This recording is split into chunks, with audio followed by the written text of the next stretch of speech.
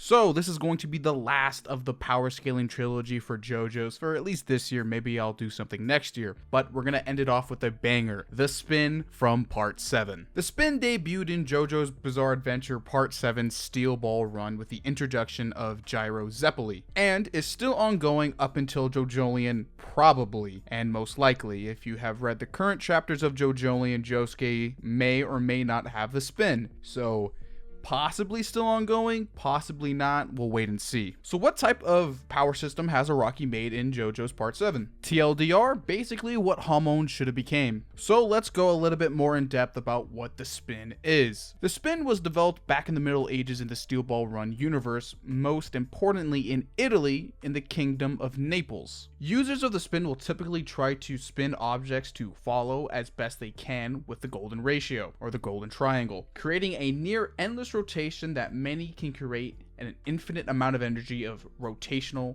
energy. How they can do this is with an object that can rotate, so anything that's basically free of hand. This can be fingernails, or in the best and optimal scenario, the Zeppeli's steel balls or the wrecking balls. I'll explain what a wrecking ball and a steel ball is later on. And here's where the main difference between the spin and Hamon is. As you know, the Steel Ball Run universe is a parallel to the original universe, and Steel Ball Run is a parallel to Phantom Blood Part 2 and Part 3 in some mix and aspects of it. While Hamon might be kind of segregated to a very few amount of people, almost 1 in every like 20 people, if I remember the statistic correctly, I'll put it up on screen if there is a correction I need to make. The spin can be basically learned by anybody. If you have a hand, you can basically throw the steel ball or anything that's free to spin. Even a cripple can learn it. So what are the powers that come with the spin? I'm telling you of infinite rotational energy, so what the hell is that? So when you correctly do the spin with an object that can spin, that rotational energy is transferred to nearby objects in the form of vibrations and can be wielded in different ways. The two main ways are through medicine and battle at first. Now, let me tell you this beforehand, I'm going to some spoiler type territory with Steel Ball Run, and it's not been animated yet, so I don't want to spoil it too heavy because it kind of involves a couple characters' backstories, so if you don't want to get spoiled, I'd rather you skip ahead. So the deal with the medicine part's a little bit unique. To use the spin correctly on the human body, one must make an investment in learning how the human body works, its pressure points, where the muscles are located, where certain vital organs are located, etc., etc. Meaning that once you learn the spin, you have to become a pseudo doctor in a way,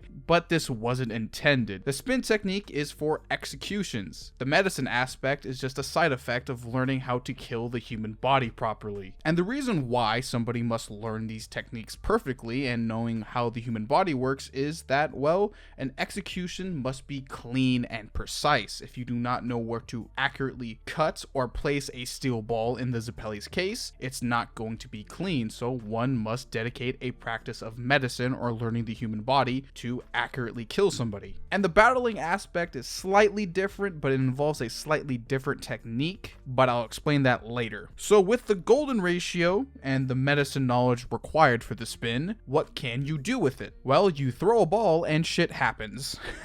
Jokes aside, you get a lot of abilities with it. The most basic is, when throwing an object that has the spin energy within it, it becomes much more deadlier. And an added bonus, a lot better to aim and their range gets increased. So a steel ball, for example, can be thrown a lot farther and be much more precise. And if the ball is to make contact with your body, two things can happen. One, it's gonna hurt like a bitch, or two, depending on who threw it and how they want to manipulate it, they can freely manipulate your muscles through the steel ball. This leads to a lot of abilities. First off, muscle control, muscle hardening, muscle softening, controlling of said muscle, the ability to lose water weight if you correctly place it on your body, loosening and tightening of the skin. Basically, once the ball comes in contact with you, almost anything is possible. And most most likely since it was the steel ball run and killing was kind of okay, but it wasn't really, you should kill people in the race.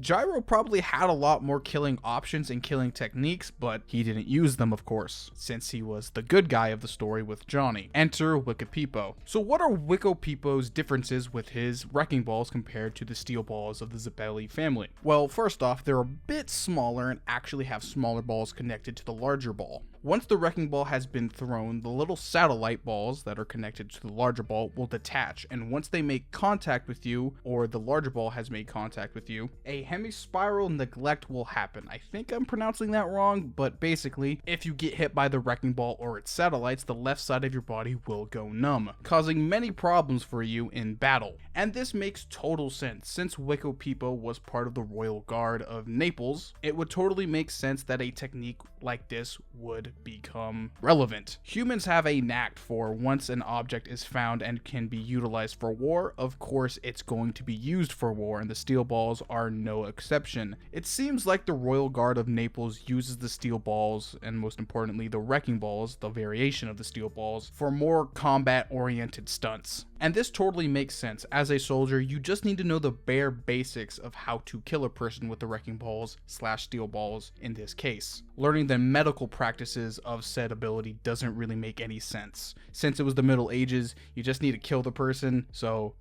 saving people back then was kind of, a 70-20 split. They're gonna die, so what's the point? But there is still one more ability I have yet to talk about. The Golden Spin. Ironically enough, this actually wasn't made by the Zeppelis, it was actually made by the Royal Guard, probably. Due to the steel balls being used for war efforts, they needed to be used in such a way to defeat knights of the Middle Age. So, using a horse and the energy created with a horse and the regular spin, one can make a super version of the spin. This spin is so powerful in fact that once it makes contact with any defense, like a knight's armor, it can completely destroy it. When the golden spin has been thrown from a rider, it produces enough energy to manifest a stand from the steel balls. And once the steel ball has connected with any defense, it will completely annihilate said defense and destroy the person using said defense, completely killing them. Even an imperfected version of the golden spin is still powerful enough to do a massive amount of damage to a being like D4C Love Train. So no joke, the spin at its most powerful and best abilities is ridiculously powerful. And probably there is another variation of this. Since it's more combat oriented, the wrecking balls probably can do a lot better with it. Most likely in combination with the wrecking ball's satellites, it can probably do a lot more damage. But that is speculation. And that is all the powers for the spin. Everything that has been clarified. I know about Tusk Act 4, but I'm not going to mention it here because it's kind of its own thing and kind of more Johnny's character progression as a stand user and as a user of the spin, so I'll leave that to a future most terrifying stands video for Tusk. So what are my thoughts on Araki's latest power system? Well, it's basically and nearly as good as stands. I won't lie, if Steel Ball Run was just the spin and no stands, I would have been totally fine with it. The spin is such a unique and creative power system that, to be honest, I would have been okay with if it was just solo. I don't think stands were necessary in Steel Ball Run, and I know that may or may not be a controversial opinion, but I do think the spin is that damn good. Look at it. It has a healing factor with it. It controls people's bodies. It's super powerful by itself. It has a unique, supered up version of itself. It basically has everything a power system should have by itself, and then you add stands on top of that. It's amazing.